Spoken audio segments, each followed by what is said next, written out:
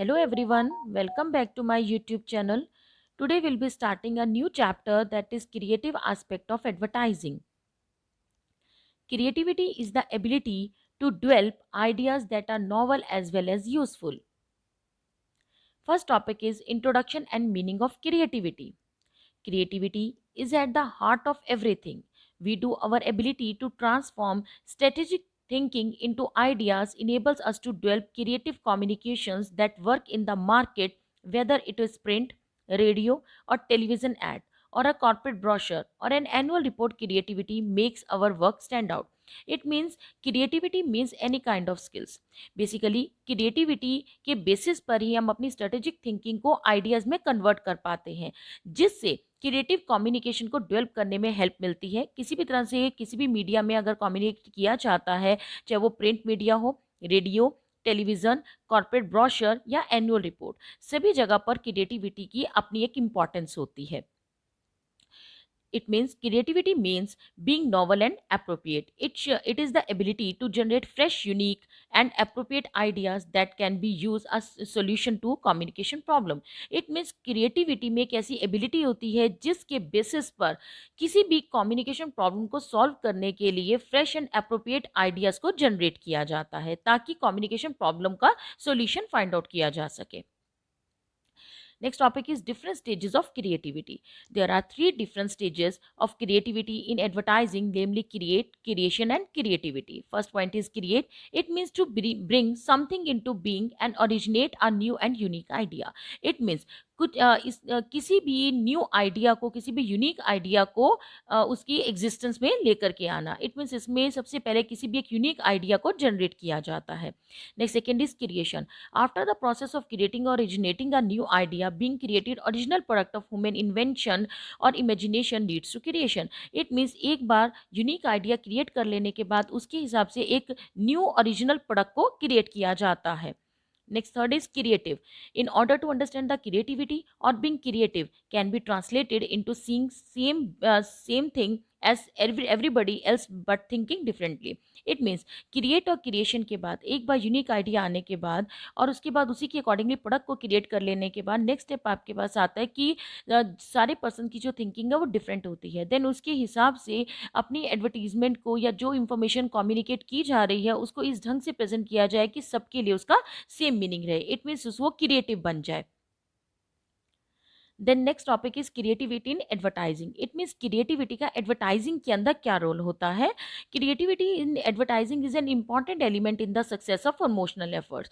It means the creative part of advertising involves the process of selecting and presenting the message. The business of conceiving, writing, designing, and producing these messages is called advertising creativity. It means basically चाहे वो जितनी जैसी भी companies हो, चाहे वो small companies है, चाहे वो आपके पास बिग कंपनीज है, हर जगह पर क्रिएटिविटी की एक अलग इंपॉर्टेंस है। आज के टाइम में चाहे Unilever, Procter and Gamble, Apple, Pepsi, Coca Cola, Samsung, जितनी भी तरह की कंपनीज हैं वो बेटर से बेटर प्रोडक्ट को प्रोड्यूस कर रही हैं। बेटर से बेटर प्रोडक्ट प्रोड्यूस करने के साथ साथ वो अपनी क्रिएटिव एडवर्टाइजिंग के ऊपर भी हर साल बहुत सारा अमाउंट स्पेंड करते हैं, क्योंकि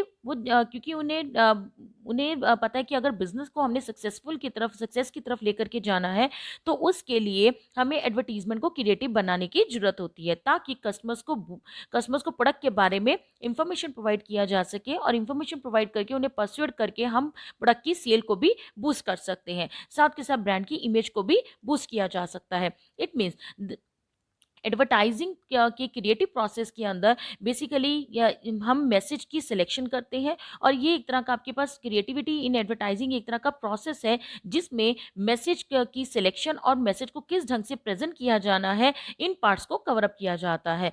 the business of conceiving, writing, designing and producing these messages called advertising creativity. It means इसमें मैसेज को राइटिंग में या उस मैसेज को किस ढंग से डिजाइन किया जाएगा, किस ढंग से उसे प्रोड्यूस किया जाएगा, इन सारी एक्टिविटीज को हम एडवर्टाइजिंग क्रिएटिविटी का नाम देते हैं। And the keyword Smith is called a copywriter और कॉपी चीफ और a copy supervisor.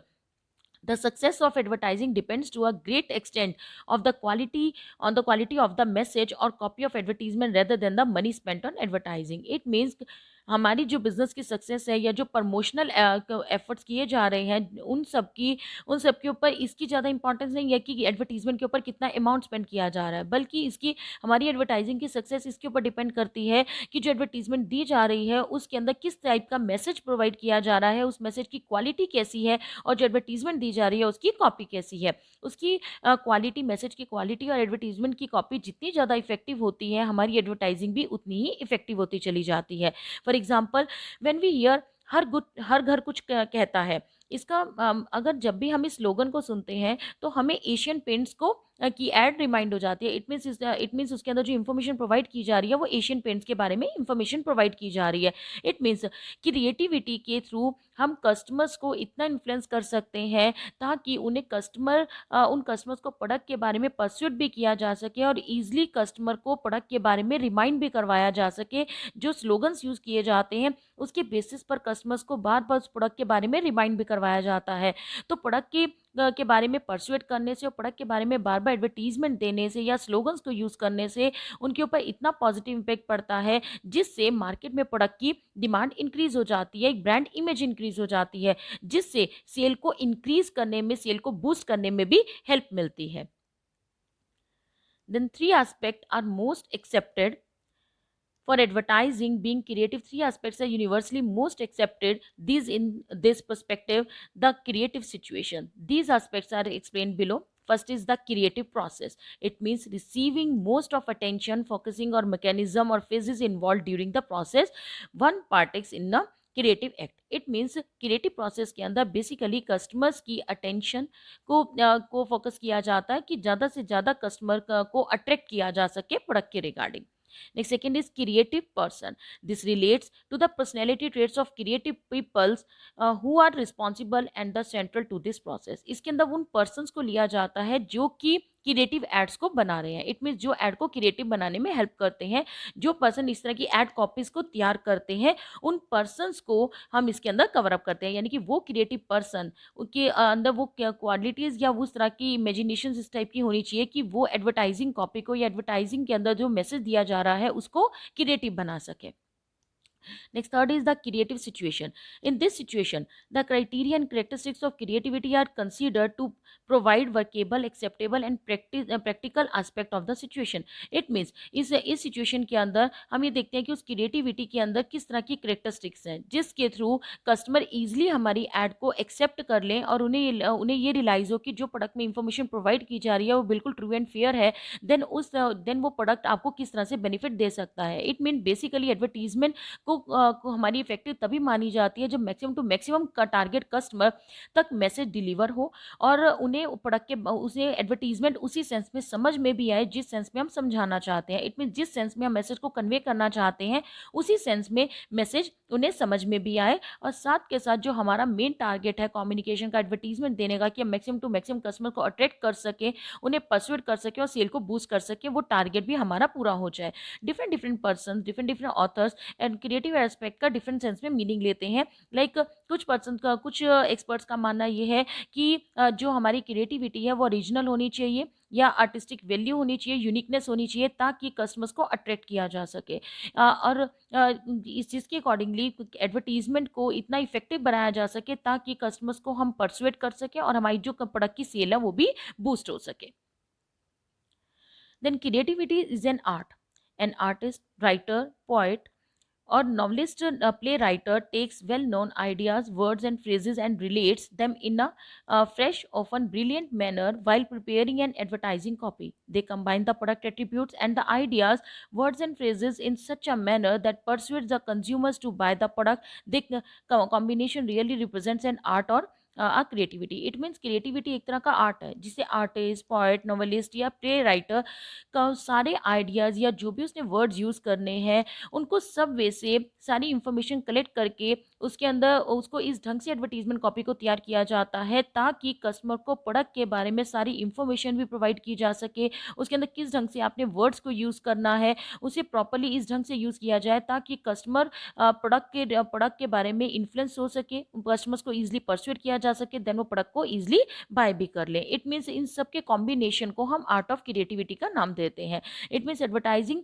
creativity has to follow rules which are guided by a well defined purpose, by an analysis of thoughts supplied by imagination, by a selection of the useful ones which meet the purpose. It means creativity, आपके पास advertising creativity इस type की होनी चाहिए जिसके basis पर हम अपने target को इजीली अचीव कर सके। Then 4 rules of creativity of advertising, इसमें बेसिकली 4 तरह के रूल्स को फॉलो किया जाता है। First is make the product relevant to customers, it should be promised to the customers, don't let it stand alone, and last is always put product in the center of the commercial. Then कई बार next point आपके पास जो है वो unique selling proposition का है। It means USP. कई बार हम advertisement देने के लिए हम यूएसपी यूनिक सेलिंग प्रोपोजिशन को भी बेस लेकर के चलते हैं। इंडिया की मार्केट अगर पॉइंट ऑफ व्यू से बात की जाए तो यूएसपी इसे बहुत ज़्यादा यूज़ किया जाता है। इसका बेसिकली मतलब ये है आपके पास कि इसका मीनिंग ये कहता है कि बेसिकली हम कॉम्पिटिटर के प्रोडक्ट से अपने प्रोडक्ट को यूनिक दिखा सकें, कि डिफरेंट कि हमारे प्रोडक्ट के अंदर कॉम्पिटिटर के प्रोडक्ट के कंपैरिजन में कौन सी एक्स्ट्रा फीचर्स हैं, क्या क्या उसमें यूनिक फीचर्स हैं, उनको हाईलाइट किया जा सके। इसमें उन सारी इंफॉर्मेशन को, उन सारी जनरल इंफॉर्मेशन को अवॉइड कर दिया जाता है जो कि अदर प्रोडक्ट्स के अंदर भी अवेलेबल है या कॉम्पिटिटर के प्रोडक्ट के अंदर भी अवेलेबल है, उन्हें अवॉइड कर दिया जाता है। बल्कि हम इसके अंदर उस इंफॉर्मेशन को हाईलाइट करते हैं जो कि कॉम्पिटिटर के प्रोडक्ट में अवेलेबल नहीं है, देन हमारे प्रोडक्ट के अंदर अवेलेबल है। इट मीन्स कॉम्पिटिटर के प्रोडक्ट से अपने प्रोडक्ट को बेटर दिखाने के प्रोसेस को हम यूनिक सेलिंग प्रोपोजिशन का नाम देते हैं। अ यूनिक सेलिंग पॉइंट और USP, also called a unique selling proposition, is the essence of what makes your product or services better than competitors. It means कि हमारा प्रोडक्ट कॉम्पिटिटर के product से किस ढंग से बेटर है, इस इंफॉर्मेशन को प्रोवाइड करने को हम यूएसपी का नाम देते हैं। It means creation of such unique selling ideas has following stages. First is collecting information. इसमें हमारा टारगेट ये होता है कि इसमें सबसे पहले मार्केट में हर तरह की इंफॉर्मेशन को कलेक्ट किया जाता है जब भी प्रोडक्ट को मार्केट में लॉन्च किया जाना है। इसमें जब भी एडवर्टीजमेंट दी जाती है तो उस टाइम पर सबसे पहले एडवर्टीजमेंट बनाने से पहले हम सारी इंफॉर्मेशन कलेक्ट करते हैं, like nature of target customer कैसे हैं, किस एज ग्रुप से बिलोंग करते हैं, उन कस्टमर्स के टारगेट कस्टमर्स किस इनकम लेवल से बिलोंग करते हैं, उनका लेवल ऑफ इनकम क्या है, एजुकेशन का लेवल क्या है, या जिस प्रोडक्ट के बारे में एडवर्टीजमेंट दी जा रही है उस प्रोडक्ट की नेचर कैसी है, वो किस किस तरह के बेनिफिट्स उसके अंदर है, किस किस तरह से वो प्रोडक्ट हमें बेनिफिट प्रोवाइड कर सकता है, लेवल ऑफ कंपटीशन कैसा है। ये सारी इंफॉर्मेशन कलेक्ट की जाती है। इसी के बेसिस पर आगे क्रिएटिव आइडियाज़ को क्रिएट किया जाता है। Next second point is thinking process. एक बार सारी इंफॉर्मेशन को कलेक्ट कर लेने के बाद उस सारी इंफॉर्मेशन को प्रॉपरली एनालाइज किया जाता है। इसे प्रॉपरली एनालाइज करने के बाद ही क्रिएटिव पर्सन्स इस बारे में थिंकिंग करते हैं, इस बारे में सोचते हैं कि उन किस तरह से उन्होंने आइडियाज़ को जनरेट करना है। इट मीन्स एक बार सारी इंफॉर्मेशन कलेक्ट करने के बाद ही क्रिएटिव पर्सन फाइनल डिसीजन लेते हैं कि न्यू आइडियाज़ क्या होने चाहिए, सेल आइडियाज़ क्या क्या होने चाहिए। न्यू आइडियाज़ को क्रिएट करने का प्रोसेस इंफॉर्मेशन को कलेक्ट करने के बाद ही आता है। इट मीन्स इसके अंदर टोटली थिंकिंग प्रोसेस होता है जिसमें नए नए आइडियाज़ को जनरेट किया जाता है। And third point is verification. नए आइडियाज़ को जनरेट कर लेने के बाद मार्केट टेस्ट की बात आती है। इट मीन्स इसके अंदर हम ऑल ओवर पूरी मार्केट में एक साथ क्रिएटिव ऐड को लॉन्च नहीं करते, बल्कि इसमें एक ट्रायल एरिया को सिलेक्ट किया जाता है जिसमें उस जो भी एडवर्टीजमेंट बनाई गई है उसे कम्युनिकेट किया जाता है। और इसमें देखा जाता है कि जो एडवर्टीजमेंट जो भी हमने लॉन्च की है उसका कस्टमर्स के ऊपर क्या इफेक्ट पड़ा, क्या उन्हें उस सेंस में वो मैसेज डिलीवर हुआ जिस सेंस में हम समझाना चाहते हैं, क्या वो प्रॉपरली कस्टमर्स के लिए अंडरस्टैंडेबल है। अगर वो वहाँ पर हमें ये रियलाइज़ हो जाता है कि कस्टमर्स को हमारा मैसेज प्रॉपरली डिलीवर हो रहा है और वो उस प्रोडक्ट की एडवर्टीजमेंट से इन्फ्लुएंस भी हो रहे हैं और कस्टमर परसुएड होकर के उस प्रोडक्ट को बाय भी कर रहे हैं, यानी इट मीन्स कस्टमर जो है वो प्रॉपरली सेटिस्फाइड है।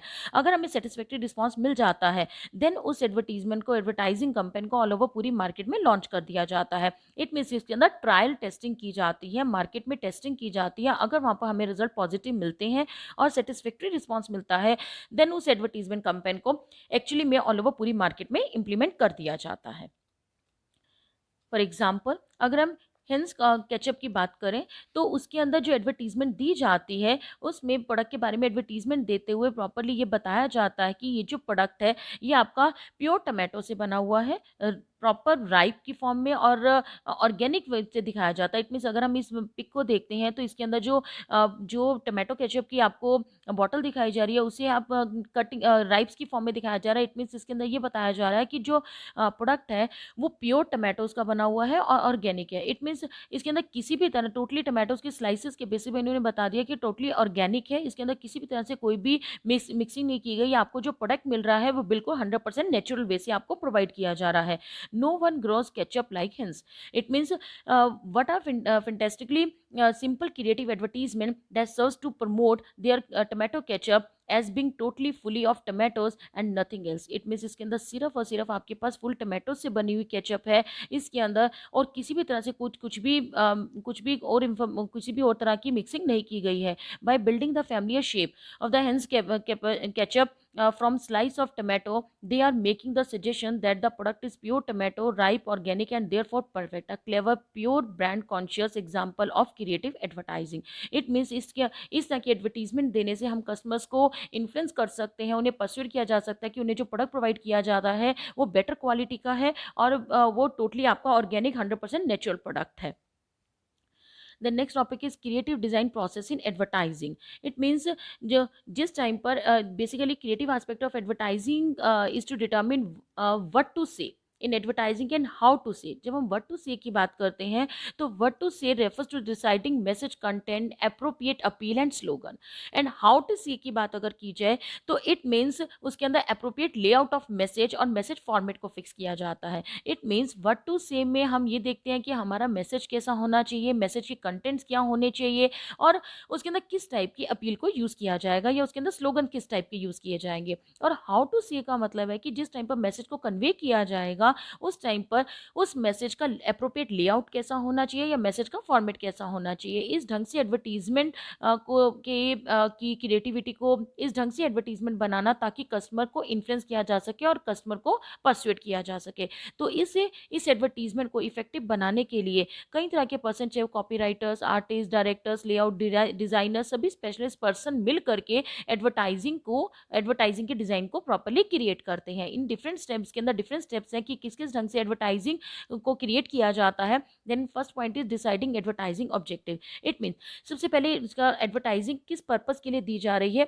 उसके ऑब्जेक्टिव को डिटरमिन किया जाता है। Next second is collecting information about customers, product, competitors. इसमें हम कस्टमर्स के बारे में, कस्टमर का एज ग्रुप, उसकी income level, education, nature of product या कॉम्पिटिटर्स का लेवल क्या है, किस तरह का प्रोडक्ट वो लॉन्च कर रहे हैं या प्रोडक्ट के बारे में एडवर्टीजमेंट किस टाइप की दे रहे हैं, ऑल ओवर सारी इंफॉर्मेशन को कलेक्ट किया जाता है।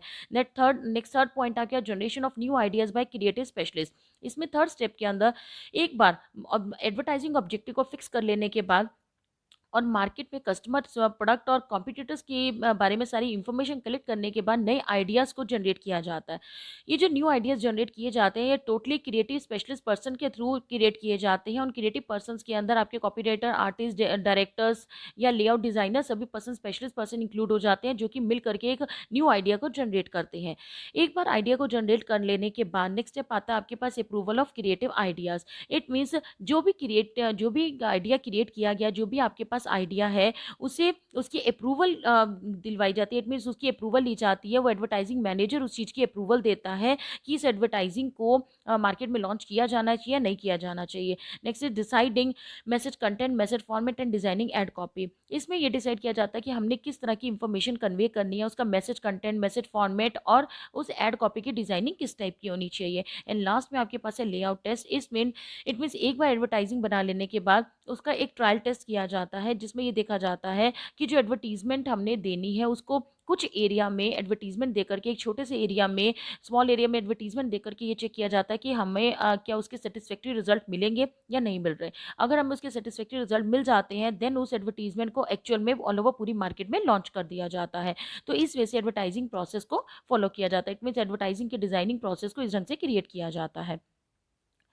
Then Young's model of the creative process. इसमें आपके पास एक क्रिएटिव प्रोसेस बताया गया है कि बेसिकली क्रिएटिविटी का मॉडल कैसा है। बेसिकली ये यंग्स मॉडल है जिसके अंदर डिफरेंट स्टेप्स को बताया गया है, एक सिंपल स्टेप्स के थ्रू बताया गया है कि अगर हम ये चाहते हैं कि हमारी एडवर्टाइजिंग इफेक्टिव रहे तो हमें डिफरेंट कौन कौन से स्टेप्स को फॉलो करना चाहिए। जिसमें फर्स्ट पॉइंट है आपके पास immersion, second point is digestion, third is incubation, fourth is illumination and last is reality verification. First point है आपके पास immersion. Immersion refers to putting oneself in the problem. It means complete involvement in advertising design process. It means इस step के अंदर हम all over market में सारी जो भी हमारी प्रॉब्लम है उस प्रॉब्लम के रिगार्डिंग ऑल ओवर सारा रॉ मटेरियल, सारा डेटा, सारी इंफॉर्मेशन कलेक्ट करते हैं। इसके अंदर हम वो सारे मार्केटिंग एनवायरनमेंट के कंपोनेंट्स को स्टडी किया जाता है, सारे मार्केटिंग कंपोनेंट्स के बारे में इंफॉर्मेशन कलेक्ट की जाती है। और मार्केटिंग एनवायरनमेंट आपको economic environment, socio culture environment, legal और पॉलिटिकल एनवायरनमेंट, डेमोक्रेटिक एनवायरनमेंट या ग्लोबल एनवायरनमेंट हो सकता है, जिसमें हम ऑल ओवर सारी इंफॉर्मेशन को कलेक्ट करते हैं एनवायरनमेंट के रिगार्डिंग। और साथ के साथ इसमें कॉम्पिटिटर किस तरह के प्रोडक्ट को लॉन्च कर रहा है, उसकी मार्केटिंग स्ट्रेटेजीज कैसी है, कस्टमर की लाइक्स डिसलाइकिंग कैसी है, या कस्टमर का बिहेवियर कैसा है, वो किस इनकम ग्रुप से बिलोंग करते हैं, उनका एजुकेशन लेवल कैसा है, इन सब के बारे में भी इंफॉर्मेशन कलेक्ट की जाती है। और साथ के साथ प्रोडक्ट के बारे में भी इंफॉर्मेशन कलेक्ट की जाती है। इट मीन्स प्रोडक्ट के अंदर किस किस तरह की फीचर्स हैं, इन सारी इंफॉर्मेशन को कलेक्ट, सबसे फर्स्ट स्टेप के अंदर हम इन सारी इंफॉर्मेशन को कलेक्ट करते हैं। इट मीन्स एनवायरनमेंट के बारे में इंफॉर्मेशन कलेक्ट की जाती है, मार्केटिंग एनवायरनमेंट के बारे में। सेकेंड नंबर इज कॉम्पिटिटर के प्रोडक्ट के बारे में इंफॉर्मेशन कलेक्ट की जाती है। एंड थर्ड वन, जो हमारा प्रोडक्ट है उसमें कौन कौन सी फीचर्स हैं, उसका प्राइस क्या है, या कस्टमर्स की लाइक्स एंड डिसलाइक्स क्या है, इसके बारे में भी इंफॉर्मेशन कलेक्ट की जाती है। यानी कि it mean customer and product के बारे में भी सारी इंफॉर्मेशन कलेक्ट की जाती है। ये सारी की सारी इंफॉर्मेशन जो कलेक्ट की जाती है ये हम प्राइमरी एंड सेकेंडरी किसी भी सोर्स से कलेक्ट कर सकते हैं। प्राइमरी सोर्स में जो इन्फॉर्मेशन कलेक्ट की जाती है कस्टमर्स के बारे में या प्रोडक्ट के बारे में, वो सारी इन्फॉर्मेशन हमें किसी भी स्टोर्स या मॉल्स पर जाकर के हम इन्फॉर्मेशन को कलेक्ट कर सकते हैं। वहाँ पर हमें प्रोडक्ट के बारे में, प्रोडक्ट की फीचर्स के बारे में हम प्रॉपर्ली अंडरस्टैंड कर सकते हैं। लेकिन अगर हम सेकेंडरी सोर्स के को यूज़ करते हैं तो सेकेंडरी सोर्स में हम ट्रेड जर्नल्स, रिसर्च रिपोर्ट्स या गवर्नमेंट पब्लिकेशंस या industry trade associations, media associations के थ्रू जो बुलेटिन्स प्रेजेंट की जाती है, हम वहाँ से भी इंफॉर्मेशन को कलेक्ट कर सकते हैं। नेक्स्ट सेकेंड पॉइंट है आपके पास digestion. It means first step के अंदर हमने सारी इंफॉर्मेशन को कलेक्ट किया। एक बार इंफॉर्मेशन कलेक्ट कर लेने के बाद सेकंड नंबर आपके पास डाइजेशन आता है। It means analysing the information. एक बार सारी इंफॉर्मेशन को इन डेप्थ, सारी इंफॉर्मेशन को अंडरस्टैंड कर लेने के बाद नेक्स्ट स्टेप है आपके पास कि सारी इंफॉर्मेशन जो इमर्सन के अंदर हमने कलेक्ट की है उसे प्रॉपर्ली एनालाइज किया जाता है। इट मीन्स उसे डिफरेंट पार्ट्स के अंदर क्लेसिफाइड, सब क्लेसिफाइड कर दिया जाता है डिफरेंट डिफरेंट ग्रुप्स के अंदर। इट मीन्स कस्टमर से रिलेटेड इंफॉर्मेशन, प्रोडक्ट से रिलेटेड, डीलर से रिलेटेड, कॉम्पिटिटर से रिलेटेड, मीडिया से रिलेटेड या गवर्नमेंट से रिलेटेड, सारी इंफॉर्मेशन को डिफरेंट डिफरेंट पार्ट्स के अंदर, डिफरेंट डिफरेंट सब ग्रुप्स के अंदर क्लासिफाइड कर दिया जाता है। जितनी भी इंफॉर्मेशन फर्स्ट स्टेप के अंदर इमर्सन के अंदर कलेक्ट की जाती है वो सारी की सारी इंफॉर्मेशन हमारे पास रेलिवेंट नहीं होती, इसको प्रॉपर्ली स्क्रीनिंग की जाती है। इसमें से जो इरेलीवेंट इंफॉर्मेशन होती है उसे स्क्रीन आउट कर दिया जाता है और जो रेलिवेंट इंफॉर्मेशन है उसके ऊपर आगे इन डेप्थ में एनालिसिस किया जाता है। इट मीन्स ऑल ओवर सारी इंफॉर्मेशन को कलेक्ट किया जाता है और उस इंफॉर्मेशन में से जो इंफॉर्मेशन हमारे लिए रेलिवेंट नहीं है उसे स्क्रीन आउट कर दिया जाता है, और जो इंफॉर्मेशन आपकी रेलिवेंट इंफॉर्मेशन है उसके बारे में हम इन डेप्थ में एनालिसिस करते हैं ताकि उसके बेसिस पर आगे एडवर्टीजमेंट को प्रॉपर्ली डिजाइन किया जा सके। उसी के बेसिस पे ये डिसाइड किया जाता है कि हमने किस तरह की एडवर्टीजमेंट अपील को यूज करना है। अगर जिस तरह से हमें इंफॉर्मेशन मिलती है उसी के हिसाब से हम एडवर्टीजमेंट अपील को सिलेक्ट करते हैं। अगर गलत अपील की सिलेक्शन कर ली जाए या उस टाइम पर अगर गलत इंफॉर्मेशन को सिलेक्ट कर लिया जाए, अगर हम इंफॉर्मेशन गलत सिलेक्ट करेंगे देन उसके बेसिस पर एडवर्टीजमेंट अपील भी गलत सिलेक्ट हो जाती है। जो उसके स्लोगन्स होंगे या जो एडवर्टीजमेंट मैसेज दिया जाता है वो भी आगे गलत वे से प्रेजेंट किया जाता है। इट मीन्स आपकी एडवर्टाइजिंग इफेक्टिव नहीं हो पाएगी। तो उसके लिए हम कुछ एक्सपर्ट्स की हेल्प लेते हैं जिसके बेसिस पर वो इंफॉर्मेशन को प्रॉपर्ली अंडरस्टैंड करते हैं, और अंडरस्टैंड करने के बाद उसमें से जो रेलिवेंट इंफॉर्मेशन है उस रेलिवेंट इंफॉर्मेशन को प्रॉपर्ली एनालाइज किया जाता है, जिसके बेसिस पर एडवर्टीजमेंट अपील, एडवर्टीजमेंट स्लोगन और एड मैसेजेस को क्रिएट किया जाता है। नेक्स्ट थर्ड पॉइंट है आपके पास incubation. Incubation it means information को प्रॉपर्ली एनालाइज करने के बाद letting the subconscious do the work. It means इसके अंदर जो भी रेलिवेंट इंफॉर्मेशन कलेक्ट की गई है या जो भी उसके जो भी ये हमारे पास एक तरह की ये थिंकिंग स्टेज है, इसके अंदर जो भी इंफॉर्मेशन हमने एनालिसिस की है, प्रॉपर्ली उसे एनालाइज किया गया है, उसे आगे जो हमारी मेन प्रॉब्लम है, जो एड प्रॉब्लम है, उससे रिलेट किया जाता है। इट मीन्स ये टोटली आपके पास इंटेलेक्चुअल पार्ट आ जाता है, टोटली थिंकिंग पार्ट है, जिसमें हम डिफरेंट डिफरेंट आइडियाज़ के बेसिस पर उसे प्रॉपर्ली जो भी इंफॉर्मेशन आई है उसे प्रॉपर्ली इवेल्यूएट किया जाता है, जिसके बेसिस पर एक यूनिक आइडियाज़ को जनरेट किया जा सके।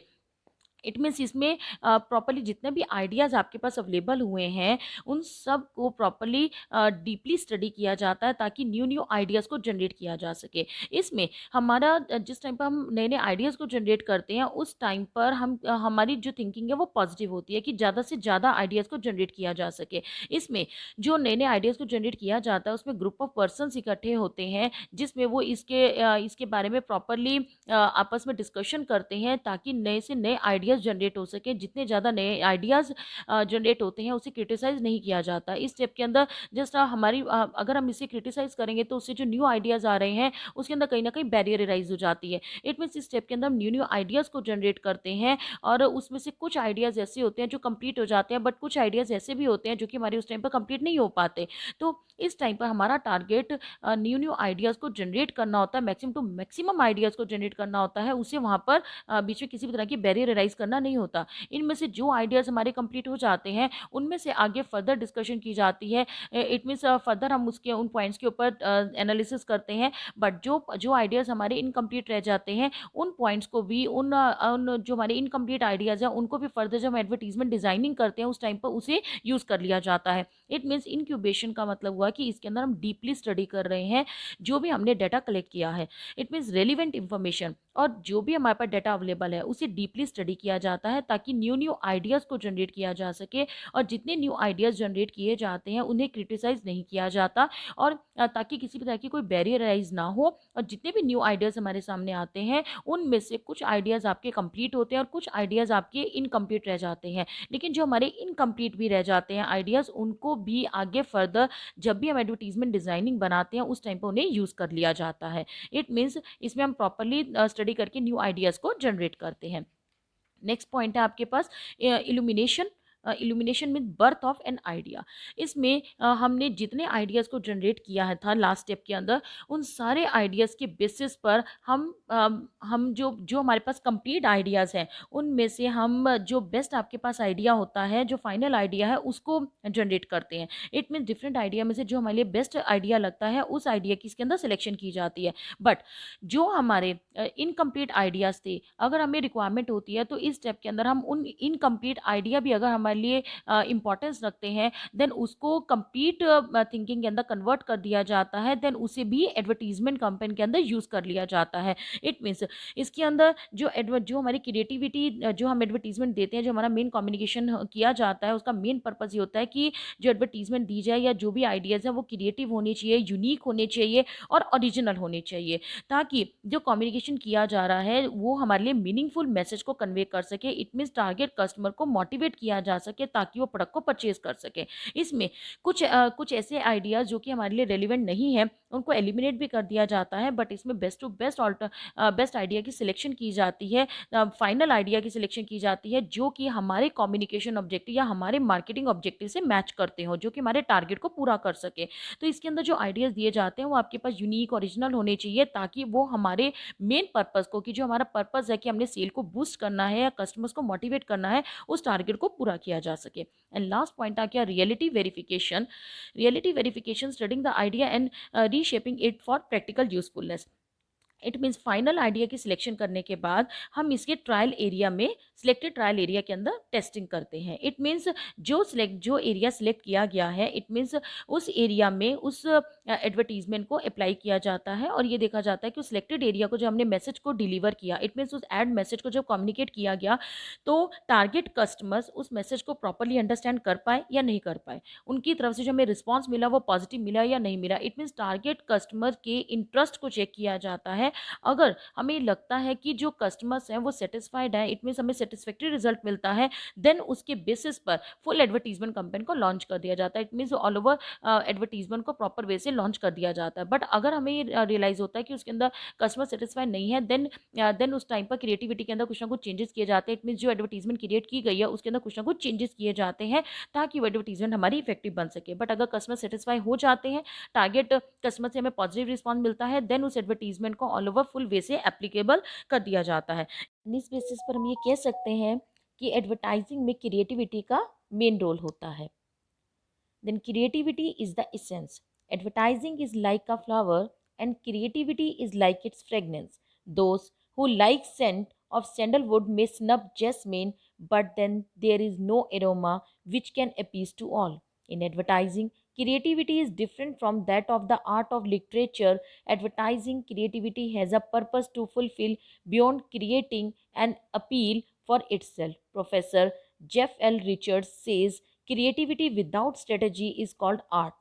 Creative with strategy is called advertising. If purpose of advertising is to build brand and increase market share of a product, the essence to achieve those goals in creativity. So let all the advertising sparkle by including a bit of creativity.